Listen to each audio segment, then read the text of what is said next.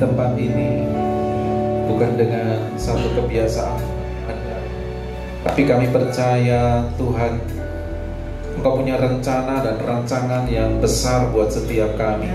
Oleh karena itu Tuhan, kami rindu ada di tempat ini untuk kami mendengar setiap pesan-pesan-Mu buat kami, sehingga kami belajar bersama-sama melakukannya. Apa yang kami dengar itu menjadi benih iman di dalam kehidupan kami yang akan menghasilkan buah, karena Tuhan yang akan membawa kami menjadi pemenang, bahkan lebih daripada pemenang.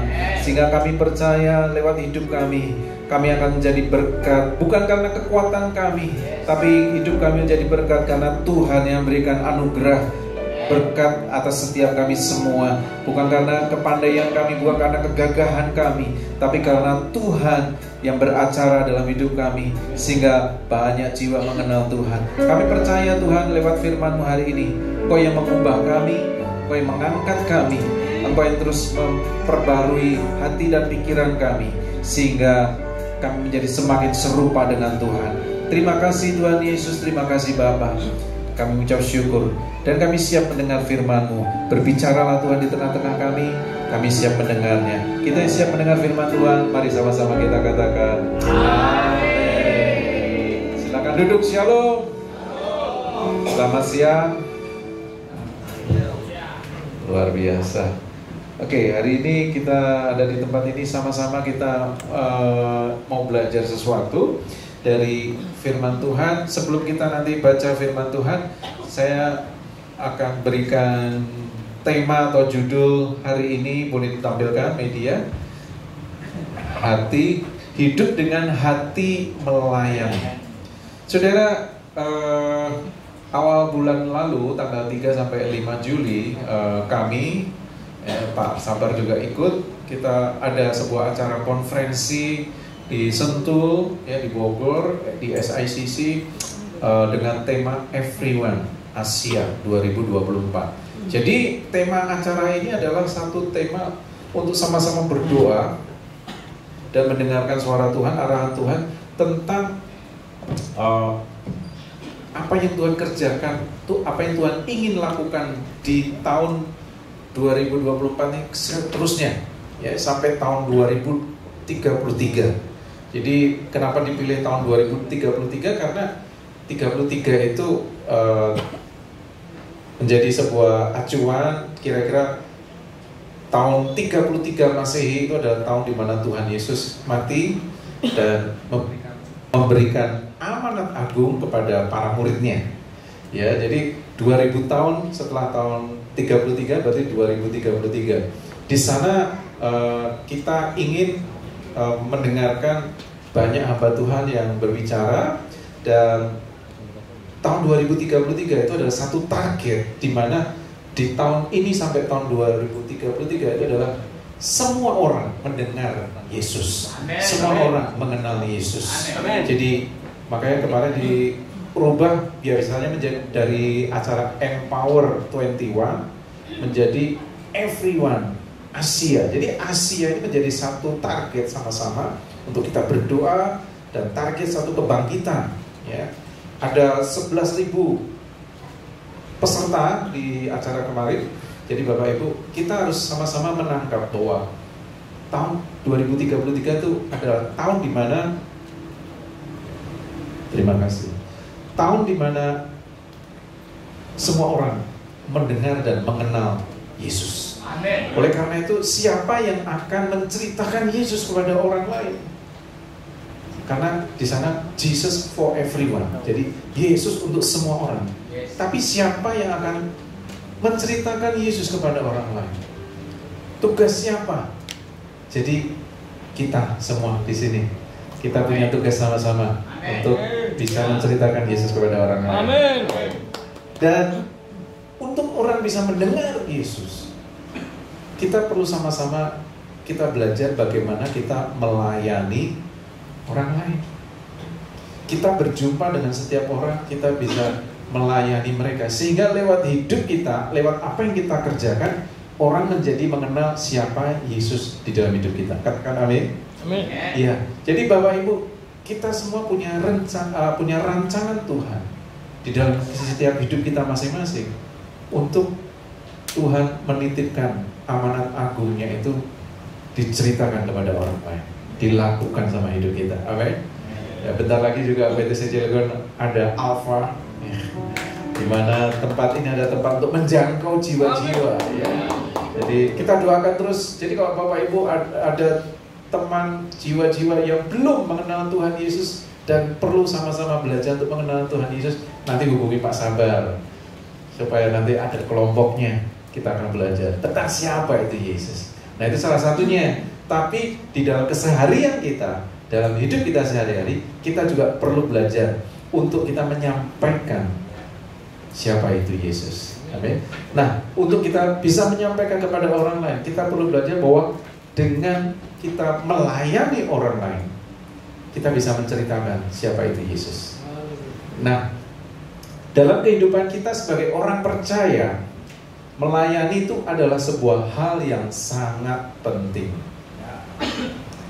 Dalam kehidupan kita sebagai orang Kristen, orang yang sudah mengenal Yesus, murid Kristus, melayani itu adalah hal yang sangat penting. Saudara, orang lebih suka mana? Dilayani atau melayani? Serius? Dilayani atau melayani? Dilayani. Ya. Kalau orang biasa menurut dunia tuh orang senang itu dilayani. Datang ke gereja dilayani. Ya. Nah, saudara, tapi kita mau belajar satu hal, bahwa kita perlu melayani itu adalah sebuah hal yang sangat penting dalam kehidupan kita. Bayangkan Bapak Ibu Saudara, Tuhan Yesus aja dari surga turun ke bumi buat ngapain? Melayani, bukan cari jangkrik kan? Tuhan Yesus aja turun dari surga ke bumi untuk melayani, mencari kita. Tuhan Yesus nggak bilang, kamu kan manusia, ya kamu datang dong ke aku, mencari aku. Tapi Tuhan Yesus saja memberikan contoh, dia turun dari surga untuk mencari manusia. Jadi untuk melayani. Jadi saudara, kalau kita sebagai orang Kristen, Bapak Ibu datang ke tempat ini, kita bergereja di tempat ini, sesungguhnya hidup kita semua melayani itu adalah hal yang sangat penting. Semangat pelayanan dalam kehidupan kita sehari-hari dapat menjadi dampak dan kesaksian nyata bagi dunia di sekitar kita. Jadi, Bapak Ibu, saya berdoa hari ini tidak ada yang menjadi jemaat yang pasif. Mulai aminnya. Saya berdoa di tempat ini, jemaat GBI WTC Cilegon, tidak ada lagi jemaat yang pasif. Amin. Kita belajar sama-sama melayani. Sebab apa? Sebab pada waktu kita melayani, semangat pelayanan dalam kehidupan kita itu dapat menjadi berkat dan kesaksian yang nyata buat dunia di sekitar kita. Kalau kita ada di kantor, Bapak Ibu mungkin yang bekerja, atau teman-teman yang sekolah, atau di dalam lingkungan masyarakat kita sehari-hari, waktu kita memiliki semangat pelayanan dalam kehidupan kita, itu tanpa kita sadar, itu menjadi berkat bagi banyak orang. Dan lewat apa yang kita lakukan, itu menjadi bukti nyata. Oh, orang Kristen tuh kayak gini. Oh, murid Yesus tuh kayak gini. Oh, Yesus itu nyata dalam kehidupanmu. Jadi, lewat apa yang kita kerjakan dan lakukan, Yesus menjadi nyata. Amin. Sehingga orang datang kepada kehidupan Bapak Ibu, mereka menjadi percaya siapa itu Yesus. Amin. Jadi, amanat agung itu dikatakan pergi, beritakanlah Injil.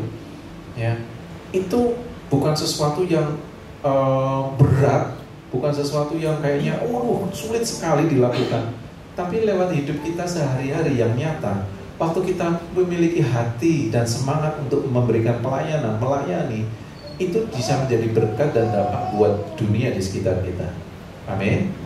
Nah, yuk firman Tuhan sama-sama kita baca dari Markus pasal 10 ayat 45. Saya sudah tulis ayatnya di dalam versi Bahasa Indonesia Masa Kini atau BIMK. Kita mau sama-sama ya sedikit keluar dari teks terjemahan yang seperti biasa, supaya kita bisa ngerti, oh ternyata maksud ayatnya seperti ini. Kita belajar ya. Yuk sama-sama kita dengan suara yang keras kita baca 1, 2, 3. Sebab Anak Manusia pun tidak datang untuk dilayani, Ia datang untuk melayani dan untuk menyerahkan nyawanya untuk membebaskan banyak orang. Katakan amin. Amin. Saudara, Bapak Ibu, Yesus Dia mengatakan Anak Manusia dari surga turun ke bumi, datang bukan untuk dilayani, tetapi untuk melayani. Bahkan Dia menyerahkan nyawanya supaya menjadi tebusan bagi banyak orang. Saudara, kita perhatikan dari apa yang dilakukan dan dikerjakan Tuhan Yesus. Dia sebenarnya bos di atas segala bos, tuan di atas segala tuan. Dia rela turun bukan untuk dilayani, tapi untuk melayani. Kalau mungkin di kantor lebih banyak bos yang datang ke bawahan atau bawahan yang datang ke bos? Bawahan yang datang ke bos gitu. Tapi Yesus memberikan satu contoh yang terbalik. Yesus bos dari segala bos, Dia turun untuk melayani. Identitasnya Dia sebagai tuan dan raja gak luntur karena Dia melakukan hal yang turun ke bawah, tapi justru itu menunjukkan bagaimana kepelayanan atau kehambaan di dalam diri Kristus itu menjadi contoh buat setiap kita. Nah, saudara, hari ini kita mau belajar hidup dengan hati yang melayani. Nah, seorang hamba Tuhan, Mother Teresa, ya, dia katakan, in this life we cannot always do great things, but we can do small things with great love. Kalau kita belajar tentang melayani hari ini, mungkin pikiran kita, waduh, kayaknya hidup saya masih berantakan deh, ya. Hidup saya masih belum benar-benar amat deh. Keluarga saya masih amburadul, gitu ya. Bisnis saya masih bokeh, gitu. Atau masih banyak pergumulan Pak, saya Pak masih banyak kesulitan Pak. Gimana mau melayani Pak? Saudara, waktu kita belajar melihat kata melayani, melayani itu bukanlah melakukan satu hal yang fantastis, bombastis, romantis, itu bukan ya, bukan pakai tis-tis, bombastis, fantastis, hebat, luar biasa, dahsyat, hebat itu ya, bukan, ya. Melayani menurut Mother Teresa, dia bilang begini, dalam kehidupan ini kita tidak dapat selalu melakukan hal-hal yang besar, tapi kita dapat melakukan hal-hal yang kecil dengan kasih yang besar. Amen. Jadi kalau dibilang kata melayani, saya gak ada waktu Pak, saya ini sibuk, kita bisa melakukan hal-hal yang kecil ditambah dengan kasih yang besar, cinta yang besar. Yang amin satu orang. Amin. Amin. Kita mulai praktekkan. Jadi kalau kata melayani membuat kita kayaknya sesuatu yang kayaknya tinggi sekali bahasanya, atau kita nggak bisa melakukannya. Tapi menurut Mother Teresa, kita bisa melakukan hal yang kecil, yang sepele, yang gampang, yang simple, sederhana, tapi disertai dengan kasih yang besar. Amin, saudara. Amin. Pada waktu saudara belajar melakukan hal seperti ini, saya percaya apa yang kita lakukan itu dampaknya menjadi semakin besar. Amin. Itu akan mengubah banyak orang. mulai kita kerjakan di rumah tangga, di keluarga kita masing-masing. Kalau di sini ada suami istri, ya, anak, orang tua, kita bisa mengerjakan dari hal yang kecil di rumah kita. Ayo, apa sih yang bisa kita lakukan? Apakah itu kita memperhatikan anak kita, ya, ajak ngobrol, atau coba ngerti apa yang jadi kesulitan dia, kita belajar untuk memberikan semangat buat dia, ya, atau istri kita memberikan semangat buat suami mencoba untuk mengerti apa sih menjadi kebutuhannya istri. Dengan hal-hal yang kecil kita bisa lakukan, tapi disertai dengan kasih yang besar. Jangan disertai dengan gerundelan, ocehan dan ngomel-ngomel ya. Coba kita belajar melakukannya. Pada waktu belajar melayani keluarga kita, saya percaya keluarga kita akan disertai Tuhan dengan damai sejahtera. Saya percaya solusi jalan keluar akan dibukakan Tuhan waktu kita belajar melayani. Amin, saudara.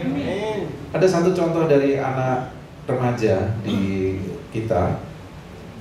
Waktu dia masih SMP, dia ternyata nih anaknya kurang diperhatikan. Ya, jadi dia suka bikin sesuatu hal yang bisa mengundang perhatian orang. Ya, suatu kali camp dia pingsan gitu ya, tapi pingsan pura-pura gitu ya. Teman-temannya bangunin, bangun, masih diem aja. Oh, kakinya dipijit, dikasih minyak angin, ya, kasih minyak kayu putih, biar sadar, terus ditepok-tepok dikit gitu ya. Gak bangun-bangun gitu ya. Tapi matanya tuh lirik sana, lirik sini. Ya, bola matanya tuh kelihatan gitu. Wah, ini mah pura-pura gitu ya. Ya, jadi banyak alasannya gitu. Jadi pas bangun, ya kita ketemu hari Minggu di gereja, kita ngobrol di 180, ya. Nah, ternyata dia kurang diperhatikan sama keluarganya. Ya, jadi dia cari perhatian gitu ya. Nah, suatu kali pandemi, ya, pandemi. Nah, anak ini mengalami depresi. Ya. Karena dia biasanya ketemu dengan orang, di situ dia harus belajar sendiri. Dia di rumah, ya. Akhirnya setelah depresi, wah ini makin parah Bapak Ibu ya. Jadi dia sampai bisa mendengar suara-suara. Ya. Jadi setelah pandemi kita mulai kembali ibadah onsite, kita ketemu lagi, ya. Wah, nilainya hancur, ya. Dia suka tatap muka kalau di sekolah, tapi begitu online nilainya turun semua drastis, ya. Bahkan terakhir pas kita ketemu, dia nggak naik kelas, ya. Ternyata anak ini di sekolah dia dibully, nggak ada teman, jadi ditinggalin sendirian, jadi kasihan. Jadi dia mengalami depresinya itu karena sudah temannya nggak mau bergaul, nggak ada orang yang mau deket sama dia, jadi dia makin merasa sendiri. Dan di rumah pun juga dia merasa kurang diperhatikan, ya. Nah, saudara, dari kedepresian dia kemudian dibawalah dia ke psikiater, ya, minum obat, ya. Terus dia setiap hari Minggu datang di gereja. Dia cerita, ya. Tapi Kak, jangan cerita siapa-siapa ya Kak, malu aku gitu. Apalagi kalau ini aku gak naik kelas Kak. Jangan ada ini ya teman-teman yang nanya aku naik kelas apa enggak. Kasihan dia ya. Jadi dia merasa dirinya rendah diri, dia merasa malu. Nah, berjalannya waktu dia kemudian mulai terlibat melayani, ya. Melayani sama teman-temannya, ya. Melayani, saya perhatiin tuh ya. Nah, dia sering ngobrol, nanya-nanya banyak hal sama saya. Nah, suatu kali dia mulai alami pemulihan, dia mulai alami kesembuhan. Saudara, ternyata melayani itu menyembuhkan. Amin, saudara. Melayani itu menyembuhkan. Tanpa kita sadar, waktu kita belajar melayani, saya percaya kesulitan yang kita hadapi itu nanti Tuhan buka jalan keluar. Amin. Pergumulan yang kita alami akan ada solusinya waktu kita belajar melayani dengan segenap hati. Saudara, yuk Jemaat di tempat ini, saya mohon dengan sungguh-sungguh, mari Bapak Ibu, mungkin Bapak Ibu nggak terlibat pelayanan di hari Minggu, tapi di keseharian kita, dari hari Senin sampai hari Sabtu, sampai hari Minggu, kita belajar dalam setiap hidup kita memiliki hati yang melayani orang lain, melayani jiwa-jiwa. Saya percaya, jangan lihat, saya belum benar Pak, saya belum ngerti Alkitab Pak, keluarga saya masih banyak pergumulan, saya masih banyak masalah dengan istri saya, dengan suami saya, dengan anak saya. Saudara, saya percaya, waktu kita mulai praktekin di rumah kita masing-masing, saya percaya keluarga kita nanti akan pelan-pelan dipulihkan sama Tuhan. Melayani itu akan menyembuhkan keluarga kita. Dan waktu kita bawa ke lingkungan di sekitar kita, di tempat kerja, di sekolah, di lingkungan masyarakat, saya percaya nanti akan ada berkat yang luar biasa terjadi. Tuhan Yesus makin dikenal. Amin.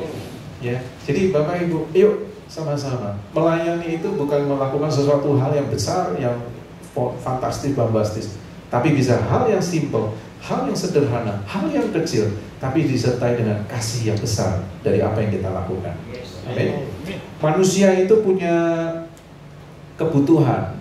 Yang pertama dikasihi. Itu kebutuhan dasar. Dicintai, merasa dihargai, dan merasa diakui. Nah, kita akan belajar nanti nextnya ya. Bagaimana cara kita dapat mulai melayani orang lain dan dunia di sekitar kita. Nah, sekarang mungkin kita mulai bertanya-tanya, gimana caranya? Kalau kita tadi sudah mengerti bahwa Yesus saja memberikan contoh bahwa dia turun dari surga ke bumi untuk melayani, bukan dilayani. Nah, sekarang gimana caranya Pak, supaya saya bisa mulai melayani orang lain dan dunia di sekeliling saya? Ya, yang pertama adalah mengutamakan orang lain. Kita belajar mengutamakan orang lain itu berarti kita mendahulukan kepentingan orang lain. Firman Tuhan mengatakan di Filipi 4 ayat 3-4. Di sana dikatakan seperti ini.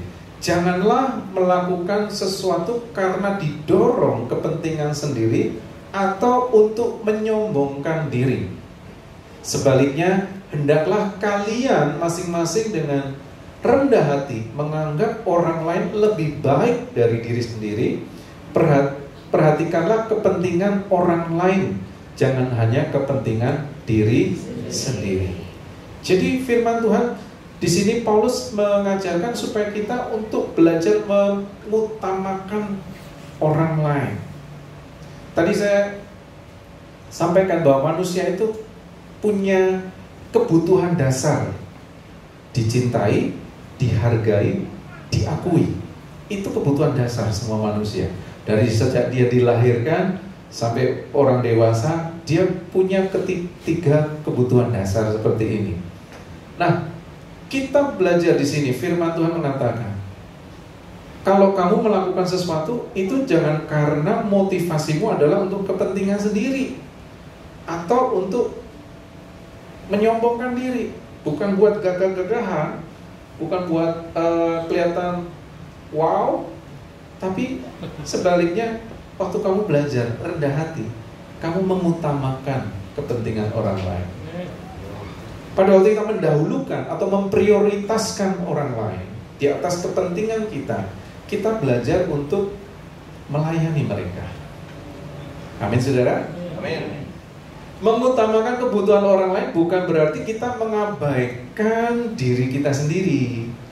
Jadi ada orang yang terlalu ekstrim, melayani, mengutamakan kepentingan orang lain, tapi kepentingan dirinya sendiri dia lupakan. Ya, dia abaikan kesehatannya, mengabaikan waktunya, mengabaikan keluarganya, mengabaikan cara mengelola keuangannya. Akhirnya hidupnya jadi berantakan. Makanya banyak orang bilang, katanya pelayanan, katanya pelayan Tuhan. Hidupnya sendiri aja gak bisa ngatur. Nah, ada orang yang punya ekstrim seperti itu. Jadi mengutamakan kebutuhan orang lain bukan berarti mengabaikan diri kita sendiri, tetapi kita menunjukkan kasih dan perhatian kita kepada orang lain seperti Kristus mengasihi kita. Jadi Bapak Ibu, tadi 3 kebutuhan dasar manusia: dicintai, apalagi dihargai, diakui. Kalau diri kita, ini sekarang kita bicara tentang diri kita. Kalau diri kita nggak merasa dicintai, kita nggak merasa dihargai, kita nggak merasa diakui, waktu kita belajar melayani, itu akan menjadi sulit. Karena 3 hal dasar ini belum penuh di dalam diri kita. Banyak, seperti contoh tadi yang anak remaja tadi yang saya kasih contoh, dia kurang diperhatikan. Dia mungkin disepelekan sama papa mamanya, atau orang tuanya tidak akur, atau dia merasa diabaikan, ya. Kebutuhan dasarnya nggak terpenuhi, ya. Jadi begitu dia mengalami depresi, itu mengguncang kesehatan jiwanya. Nah, karena itu kita belajar dengan 3 kebutuhan dasar manusia ini, itu mari kita fulfill, penuh dulu dalam diri kita sebelum kita belajar melayani. Amin.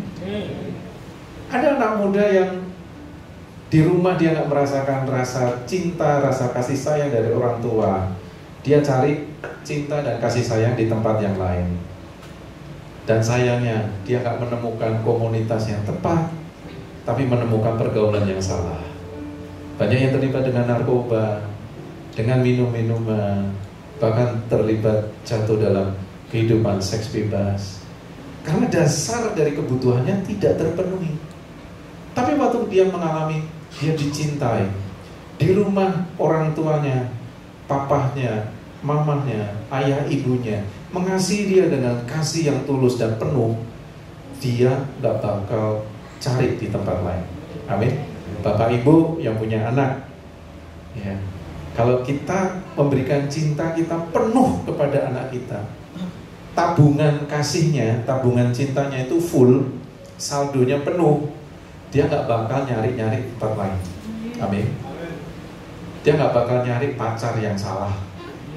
Dia gak gampang mengorbankan tubuhnya untuk merasa dicintai oleh orang lain.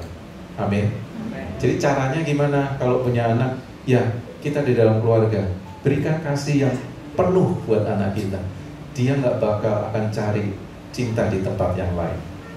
Yang kedua, berikan pertumbuhan yang baik buat dia, komunitas yang baik buat dia, komunitas yang menjadi support system buat dia.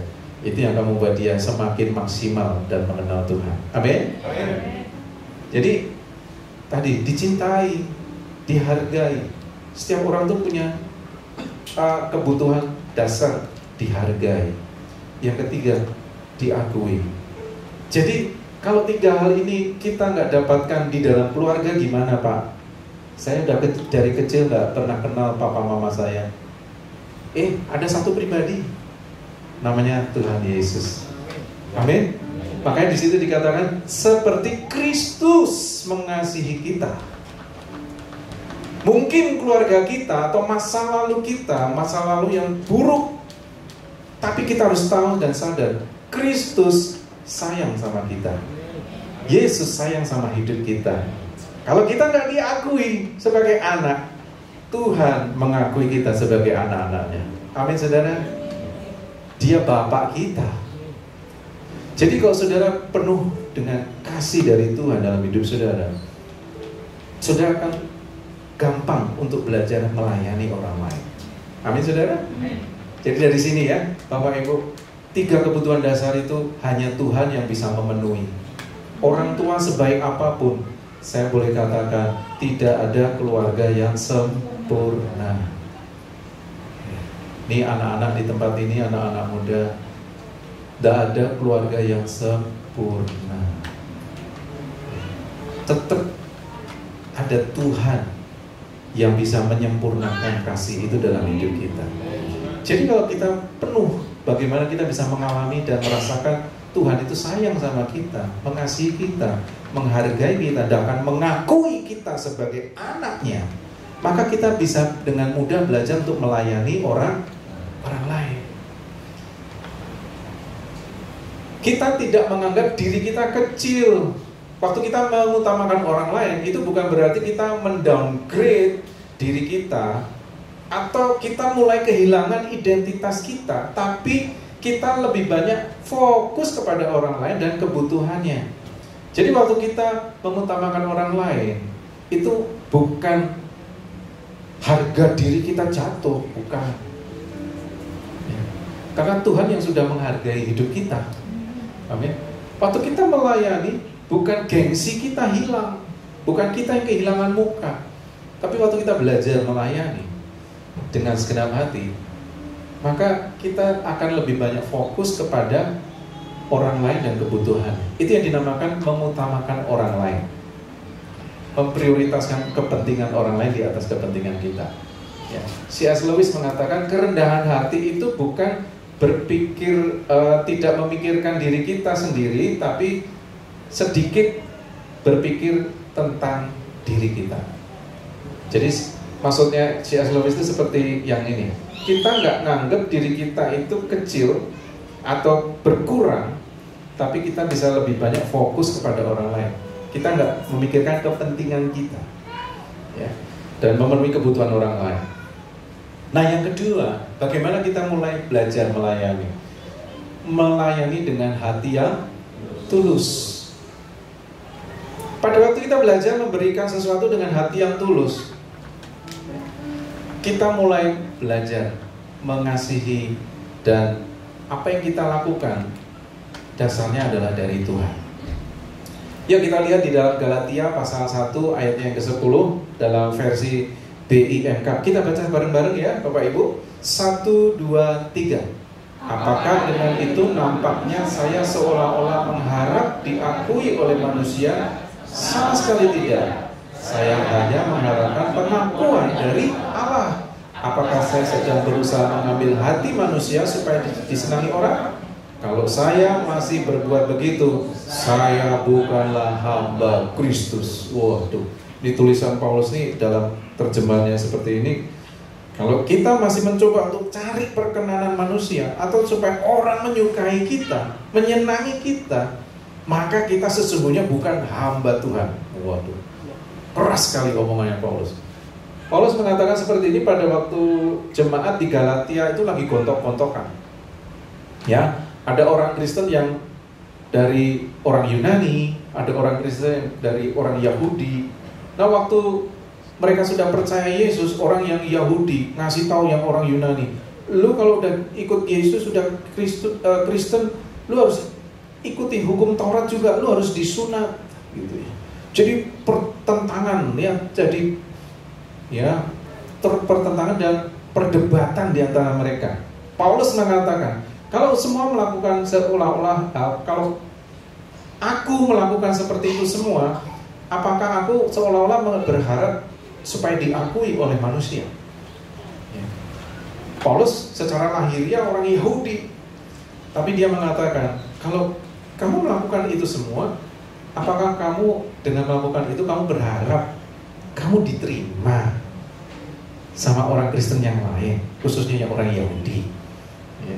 Maka Paulus bilang, kalau kita masih mengharapkan pengakuan manusia, maka kita bukanlah hamba Kristus. Jadi Paulus mengatakan hal ini dengan satu tekanan yang cukup kita bisa belajar. Kalau kita melakukan itu, lakukanlah dengan hati yang tulus. Tuhan melihat hati. Tuhan gak melihat apa yang nampak di luar, tapi Tuhan melihat motivasi kita. Jadi yang kedua, kalau kita mau belajar mulai melayani, melakukanlah dengan hati yang tulus, bukan bulus. Apalagi mengharapkan fulus. Ya.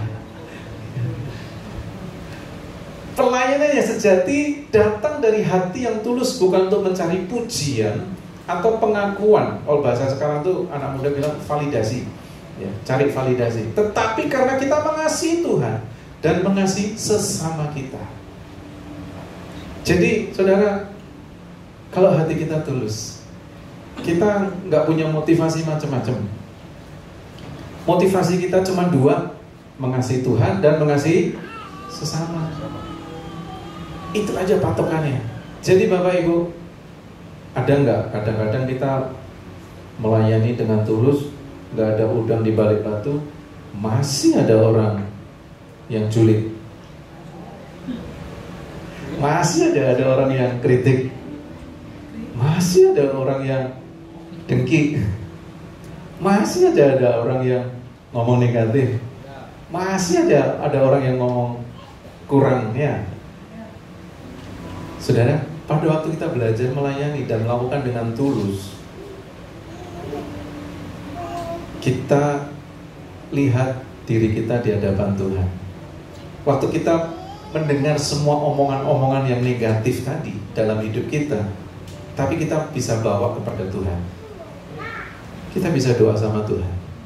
Tuhan, aku melakukan ini sudah dengan segenap usaha saya, pikiran saya, tenaga saya, waktu saya, uang saya mungkin, ya. Saya sudah melakukan ini sepenuhnya 100%, 100%. Saya lakukan ini untuk Tuhan.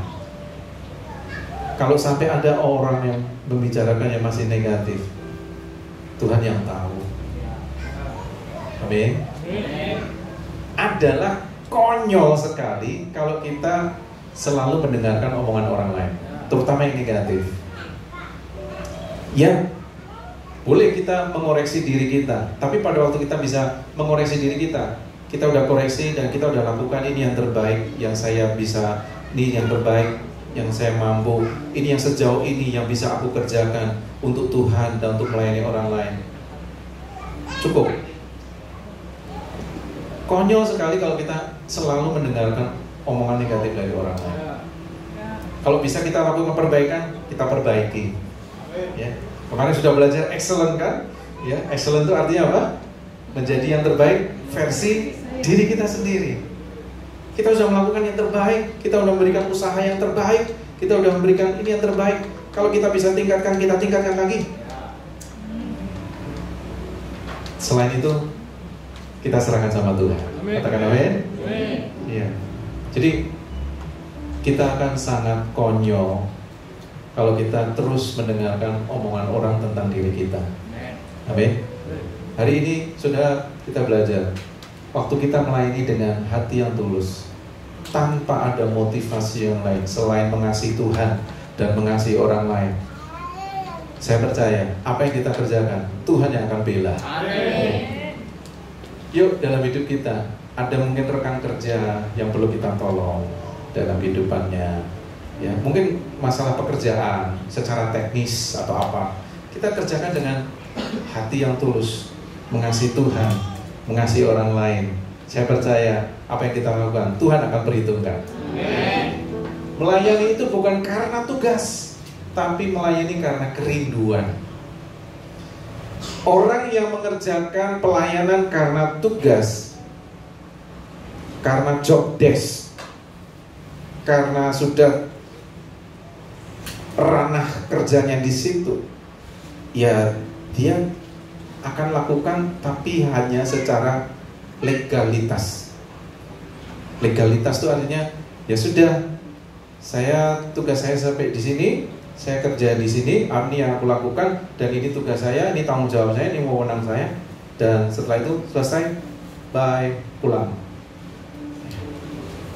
Kalau tugas di sini, saya asyir jam 10.30, saya sebagai pelayan Tuhan, tugas saya sebagai asyir, ya senyum, sapa dan salam.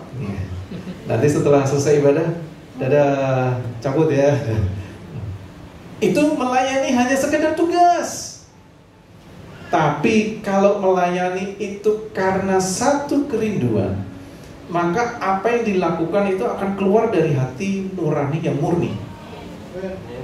Bisa gak sih orang melayani karena tugas, tapi dalam hatinya berundel, ya capek gue, semalam habis nonton bola, nanti pulang tidur lagi, gitu. Pokoknya senyum, sapa, salam, selesai gitu. Tapi orang yang melayani dengan kerinduan, dia punya hati yang murni, dia melayani. Effortnya beda, usaha yang dia lakukan, yang dia keluarkan itu berbeda, karena murni keluar dari hatinya dan Apa yang dia kerjakan, dia nggak cuma sekedar, ya aku cuma salamin doang, senyum sama salam, selesai. Tapi apa yang dia kerjakan, dia punya visi ke depan. Dia melakukan sesuatu, dia tahu apa yang dia kerjakan. Pada waktu saya senyum sapa salam, saya sedang mengalirkan damai sejahtera kasih Tuhan buat jemaat. Itu yang punya visi itu. Ya. Wah, aku sedang nyalamin supaya berkat Tuhan turun. Dan kalau jemaat yang datang mukanya meremut, salaman sama aku langsung wah sumringah gitu ya. Langsung happy gitu ya. Mentransferkan kasih Tuhan. Nah itu punya visi. Tukang batu yang sekedar tukang batu mau nyusun bata, sama tukang batu yang punya visi beda. Dia menyusun bata, lagi ngapain bang? Lagi nembok. Yang punya visi, bang lagi ngapain? Lagi bikin rumah. Wah beda saudara ya. Itu yang punya visi itu. Jadi kalau nanti ada cari tukang bangunan, cari yang punya visi. Cuma nembok miring, ya nemboknya nggak lurus ya itu cuma tugas gitu. Tapi yang punya visi. Jadi waktu kita bekerja, kita sebagai karyawan, sebagai apapun yang kita lakukan, kita lakukan dengan sepenuh hati, dengan satu kerinduan bahwa pekerjaan ini adalah untuk melayani banyak orang. Dan karena Tuhan mengasihi saya melakukan hal ini. Dampaknya beda Bapak Ibu. Amin. Saya percaya saudara akan menemukan jalan keluar di dalam setiap persoalan saudara. Pelayanan sejati bukan adalah memberi dengan tulus. Pelayanan sejati adalah memberi dengan tulus tanpa mengharapkan balasan. Ya. Kenapa tanpa mengharapkan balasan? Ada nggak sih orang yang melayani tapi nggak diapresiasi? Ada nggak? Orang sudah melakukan luar biasa tapi nggak dapat pengakuan. Ada nggak? Ada. Kira-kira kalau nggak mendapatkan tadi, sakit hati nggak? Bisa sakit hati. Tapi kalau orang yang memiliki semangat untuk pelayanan, melayani dengan sungguh-sungguh, dia nggak akan mengharapkan balasan. Karena dia tahu apa yang dia kerjakan itu untuk Tuhan dan untuk orang lain. Jadi sekalipun orang lain mencerca, orang lain ngomong yang negatif, atau orang lain tidak menghargai atau tidak memberikan pengakuan buat usahanya, orang yang ini gak akan mudah sakit hati, gak akan mundur. Wah, Pak Sabar nih gak menghargai saya pelayanan. Udah dari jam 6 pagi saya berdoa di tempat ini. Kalau pelayan Tuhan yang seperti ini, dia melayani dengan sungguh-sungguh, dia nggak mengharapkan pengakuan atau penghargaan dari orang lain. Ya. Tapi Pak Sabar ini orang yang baik hati, saudara. Ya, sangat menghargai setiap usaha para pelayan Tuhan di tempat ini. Ya. Ini hamba Tuhan yang di pelosok kutub utara sana tuh ya, yang dekat sama penguin-penguin gitu ya. Pak Sabar ini luar biasa ya. Sama Bu Bevi sama tim yang ada di sini. Saudara, melayani itu tanpa mengharapkan balasan. Itu hamba. Ya. Nah yang ketiga, mengikuti teladan Yesus. Tadi kita belajar memprioritaskan orang lain, mengutamakan orang lain, melayani dengan hati yang tulus. Yang ketiga, kita belajar mengikuti teladan Tuhan Yesus. Saudara, tadi kita udah belajar, Tuhan Yesus aja dari surga turun ke dunia untuk manusia, untuk melayani. Jadi Yesus itu menjadi satu pola atau teladan, contoh utama kita dalam melayani, dalam pelayanan. Ya. Dia Tuhan merendahkan dirinya dan melayani orang di sekitarnya dengan kasih dan kerendahan hati. Kalau saudara baca Alkitab kita udah sering baca bagaimana Yesus ketemu orang buta, bagaimana Yesus ketemu orang lumpuh, bagaimana Yesus ketemu orang kerasukan setan, bagaimana Yesus ketemu sama janda, bagaimana Yesus ketemu sama orang-orang sakit kusta. Kita belajar lihat bagaimana Tuhan Yesus mengasihi dan rendah hati, bagaimana dia memberikan contoh buat kita. Jadi Bapak Ibu, tidak ada hal yang hina yang kita lakukan waktu kita mulai melayani orang lain. Amin. Suster Teresa, Mother Teresa, dia melayani orang-orang yang sakit lepra di India, di Calcutta. Orang-orang yang dipinggirkan, orang-orang yang dihindari sama masyarakat. Justru di situ dia melayani mereka. Tidak ada orang yang melirik, tidak ada orang yang mengapresiasi, tapi dia terus melakukan hal-hal yang sederhana sampai akhirnya bisa memberikan dampak yang besar sehingga dunia tahu siapa itu Mother Teresa. Saudara, tapi apa yang dia lakukan? Dia tetap melakukan hal-hal yang kecil, tapi disertai dengan kasih yang besar.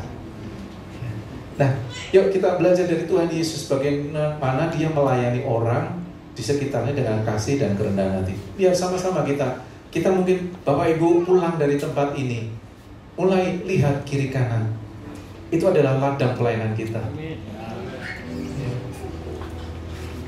Kalau terbeban melayani atau rindu melayani di hari Minggu di tempat ini, di gereja ini, itu luar biasa. Tapi di hari Senin sampai hari Sabtu, ladang pelayanan kita tuh ada di luar sana. Yuk sama-sama kita mulai cari tahu apa yang bisa aku lakukan untuk melayani keluargaku, apa yang bisa aku lakukan untuk melayani anak-anakku, istriku, suamiku, pegawai-pegawaiku, teman-teman kerjaku. Yuk sama-sama kita mulai tanya sama diri kita. Mother Teresa mengatakan, ini bukan tentang bagaimana, bukan berapa banyak yang saudara berikan atau yang kita berikan, tapi tentang bagaimana kita menaruh seberapa besar cinta yang kita taruh dari setiap apa yang kita berikan. Saudara, bukan masalah jumlah yang besar itu yang menjadi pemberian kita, tapi apa yang cinta yang kita taruh di dalam setiap apa yang kita berikan. Jadi waktu kita melayani, waktu kita memberikan pelayanan, materi nggak jadi masalah. Nominal, mau 1 juta, mau 100.000, mau 10 juta, mau 100, berapapun, itu nggak jadi masalah. Tapi yang paling penting adalah seberapa banyak cinta yang kita letakkan dalam setiap hal yang kita bisa berikan. Anak kalau mau dikasih 100 juta juga ablas, mau dikasih 1 juta ngomel, dikasih 100.000 ya minggat ya. Tapi kalau kita memberikan cinta di atas apa yang kita lakukan, mau dikasih 10.000 pun dia akan merasa bahwa itu kasih yang Tuhan berikan buat hidupnya. Tapi tanpa cinta, mau dikasih 1 miliar, amblas Bapak Ibu.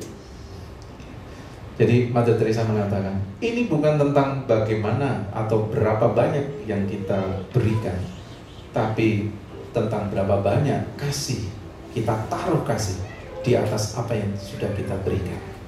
Tuhan Yesus memberikan penghargaan kepada janda yang kasih 2 peser di bait Allah dibandingkan orang kaya yang memberikan persembahan di bait Allah. Karena dia tahu apa yang dia lakukan itu karena dia mengasihi Allah, mengasihi Tuhan, dan dia menaruh kasih itu di atas pemberiannya. Itu yang berkenan di hadapan Tuhan. Hari ini kalau kita mau belajar melayani, yuk sama-sama. Tuhan Yesus melakukan semua hal didasari dengan cinta yang dia berikan, yang dia taruh untuk kita semua. Hari ini yuk sama-sama Bapak Ibu, kalau kita mau meneladani Tuhan, kita belajar. Pulang dari tempat ini, mari kita sama-sama refleksi, renungin di dalam kehidupan kita, dalam pikiran kita, apa sih yang bisa aku lakukan untuk melayani keluargaku, untuk melayani teman-teman sekolahku, untuk melayani orang-orang di tempat kerja, atau melayani tetangga kita.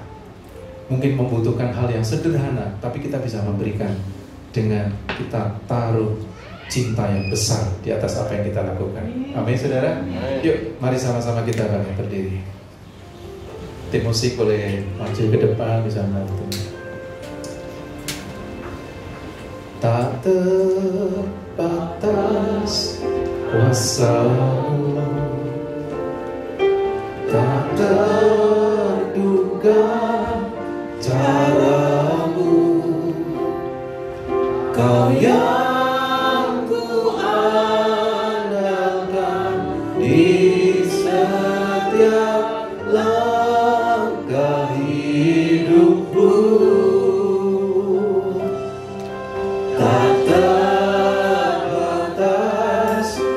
kasih-Mu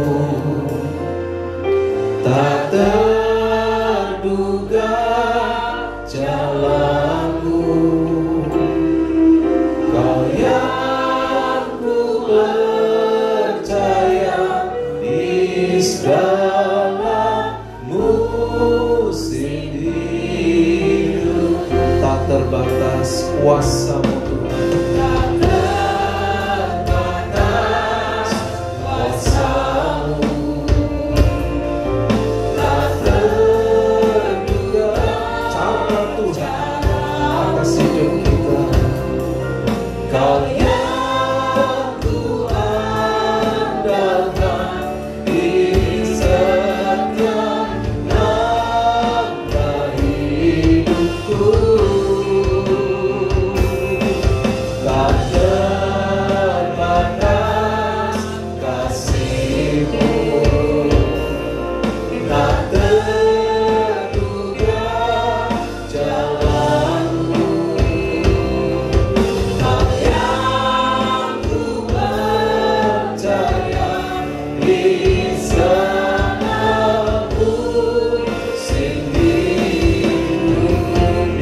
saja nyanyikan lagu ini.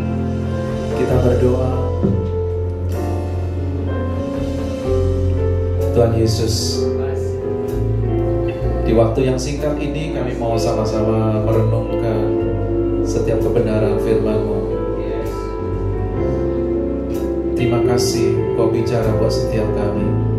Terlepas dari semua masalah, pergumulan, seberat apapun yang kami hadapi hari ini, buat kami menyadari bahwa Tuhan mengasihi hidup kami. Tuhan sayang dengan keluarga kami. Tuhan, Engkau memperhatikan setiap apa yang jadi jerit tangis kami di tengah-tengah kegelapan, kesesakan yang kami hadapi. Tapi hari ini Tuhan, kami belajar bagaimana Engkau sudah menerima hidup kami. Engkau mengakui kami sebagai anak-anak-Mu. Engkau yang mencintai kami, dan Engkau yang menghargai, mengapresiasi hidup kami. Bahkan Engkau pandang mulia hidup kami di hadapan-Mu. Oleh karena itu Tuhan, biarlah lewat kasih-Mu yang mengalir pada setiap kami, memulihkan hati jemaat-Mu di tempat ini, mulihkan setiap keluarga di tempat ini. Biarlah kasih-Mu mengalir, kuasa-Mu mengalir di tengah-tengah kami. Cara-Mu yang tak terduga, cara-Mu yang dahsyat, itu yang memulihkan hidup kami.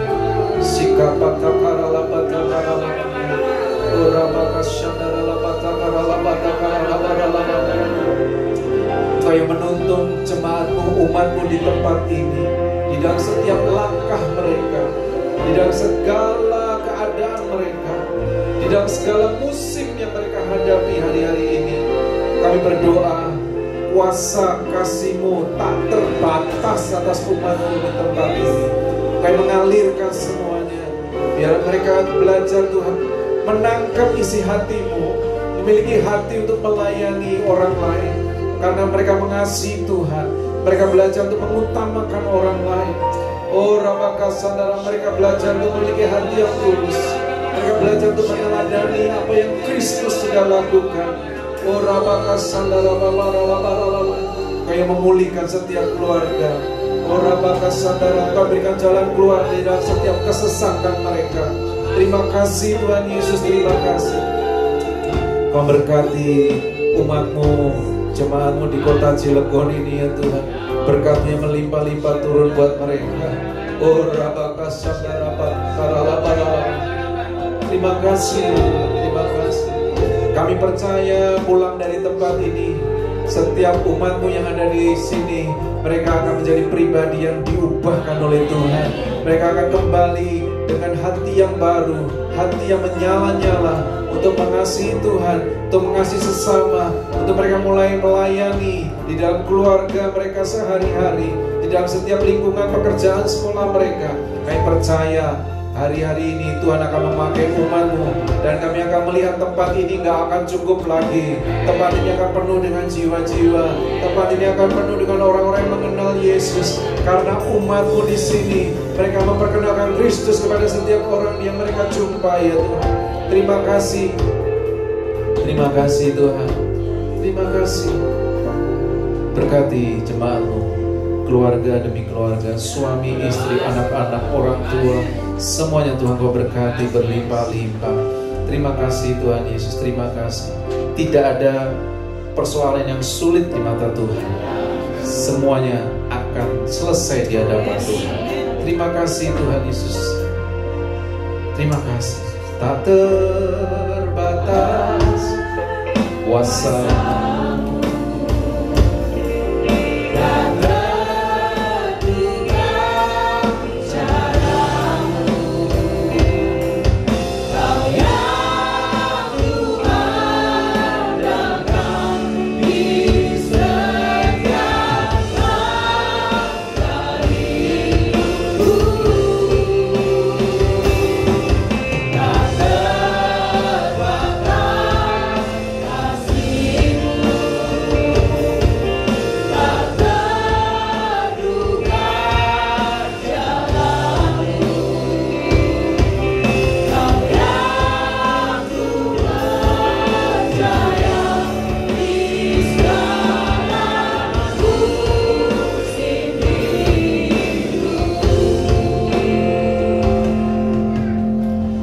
Terima kasih Tuhan yang baik.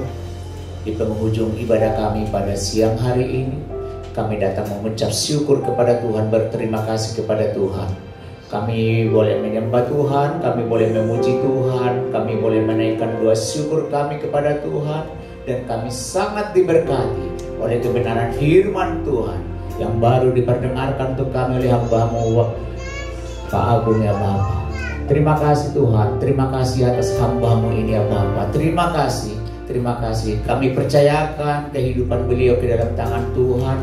Pak Agung selalu diberkati oleh Tuhan, baik di pekerjaan, baik di pelayanan, khususnya di keluarga ya Bapak. Ibu Julia sebagai penopang doa di keluarga, kami percayakan ke dalam tangan Tuhan. Yang terbaik selalu Engkau berikan untuk keluarga ini, beserta anak-anak mereka ya Bapak, semua diberkati oleh Tuhan. Bahkan para next gen yang boleh Engkau percayakan Tuhan untuk boleh dilayani menjadi anak-anak rohani mereka ya Bapak, semua terpelihara oleh Tuhan dengan baik semua. Dan satu hal yang tak kami percaya, masa depan yang terbaik ada untuk mereka semua. Terima kasih Tuhan, terima kasih. Kalaupun nanti hamba-Mu Pak Agung akan kembali ke Tangerang ya Bapak, tolong Tuhan dijagai, dipelihara Tuhan dengan baik, ditimbangkan dengan baik di rumah mereka ya Bapak. Boleh bertemu dengan keluarga kembali tetap dalam sukacita dari Tuhan. Terima kasih Tuhan, terima kasih Bapak yang baik. Dan kami juga boleh berdoa untuk setiap para pemimpin rohani kami, mulai dari Bapak Gembala pembina kami dengan Ibu Flora ya Bapak, beserta keluarga besar, dan juga para elders semua dengan keluarga mereka, bahkan para gembala cabang, inti semua ya Bapak, semua kami serahkan ke dalam tangan Tuhan. Dimanapun para hamba-hamba-Mu ini melayani Tuhan saat ini ya Bapak, sepanjang hari ini Tuhan tetap memberkati dan menjagai mereka ya Bapak. Terima kasih Tuhan, terima kasih. Dan juga para pengerja-Mu, para hamba-hamba-Mu yang melayani Tuhan di tempat ini, kami bersyukur Tuhan, kami berterima kasih. Dan juga semua jemaat-Mu Tuhan yang boleh bersama-sama dengan kami di tempat ini Bapak, semua kami diberkati oleh Tuhan. Tuhan memberkati kami dalam setiap keluarga kami, dalam setiap pergumulan kami. Jika masih ada yang sakit saat ini ya Bapak, tolong Tuhan, tolong Tuhan. Tuhan turun tangan untuk menjamah mereka semua yang sakit, disembuhkan, dipulihkan oleh Tuhan. Kami percaya mujizat kesembuhan terjadi atas mereka semua. Dan juga dalam setiap pergumulan kami, dalam setiap keluarga kami ya Bapak, dalam pekerjaan bisnis kami, semua boleh Tuhan tolong. Kami boleh mengalami setiap terobosan demi terobosan dari Tuhan. Tuhan berikan jalan keluar dalam setiap pergumulan kami. Terima kasih Bapak yang baik, terima kasih. Kami juga tidak lupa untuk membawa kota kami, kota Cilegon, ke dalam tangan Tuhan. Kota ini diberkati oleh Tuhan. Satu hal yang kami rindukan ya Bapak, gereja Tuhan boleh tetap berdiri di kota ini ya Bapak, dijauhkan dari segala hambatan-hambatan ya Bapak. Kami percaya, kami merindukan ya Bapak, gereja tempat yang permanen ya Bapa, boleh kami beribadah, kami boleh memuji Tuhan ya Bapa. Terima kasih Tuhan, itu boleh terjadi di dalam nama Tuhan Yesus. Terima kasih Tuhan yang baik, terima kasih Bapa yang baik. Kalau sebentar Tuhan kami akan mengakhiri ibadah kami pada siang hari ini, biar tangan Tuhan yang turun untuk memberkati kami semua. Mari para kekasih Tuhan, angkatlah tanganmu kepada Tuhan. Tuhan memberkati engkau dan melindungi engkau. Tuhan menyinari engkau dengan wajahnya dan memberi engkau kasih karunia. Tuhan menghadapkan wajahnya kepadamu dan memberi engkau damai sejahtera. Biar segala berkat yang berlimpah-limpah dari Allah Bapa kita dari sorga, kasih yang sempurna dari Tuhan kita, Tuhan Yesus Kristus, persekutuan yang manis di dalam rohnya yang kudus boleh turun kepada kita semua, memberkati kita semua di sepanjang hari ini, besok, sampai selama-lamanya. Di dalam nama Tuhan Yesus, kita semua yang percaya selalu diberkati oleh Tuhan. Mari sama-sama kita mengatakan amin. Terima kasih, selamat hari Minggu, Tuhan Yesus memberkati. Nikmat ini.